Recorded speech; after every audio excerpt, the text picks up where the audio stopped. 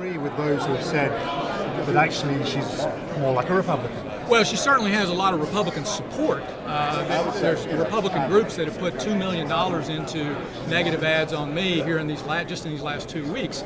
As a columnist here in Arkansas, a well-respected political columnist noted, that could be for only two reasons: either they find her to be a good Republican investment, or they find me to be the much stronger general election opponent in the fall.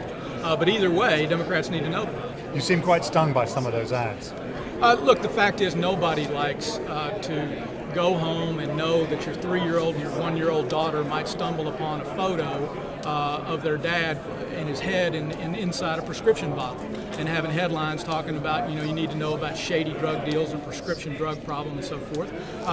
It has been denounced here by most of the objective political commentators and observers, and in fact, just yesterday, one of the major political columnists wrote that negative campaigning is what switched his vote from Senator Lincoln to me, and he called it cynically dishonest. Do you think if you were to win on Tuesday that you would stand a better chance of winning in November than your opponent? There's absolutely no question about that, and you don't need to take my word for it. Poll after poll, including one released just yesterday, shows that I run anywhere from 5 to 8 points better against any of the Republican potential nominees. And in fact, my favorability among independents is much higher than Senator Lincoln. My favorability among Republicans is much higher than Senator Lincoln.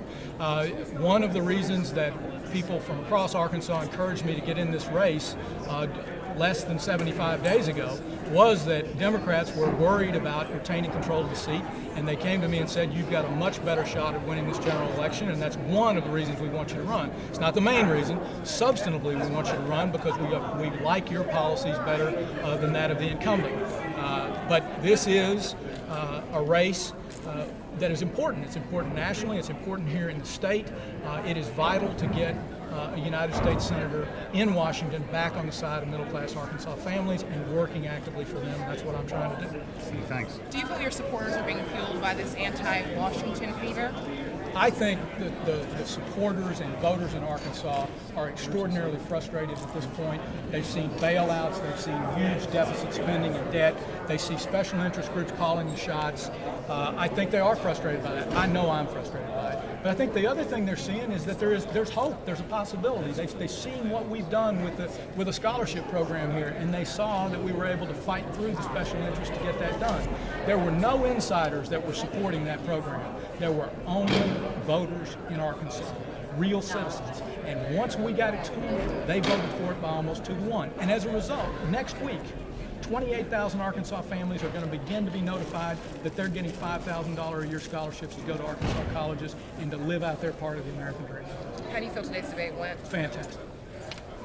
Are you preparing for a runoff if that happens? I'm preparing to win on May 18th.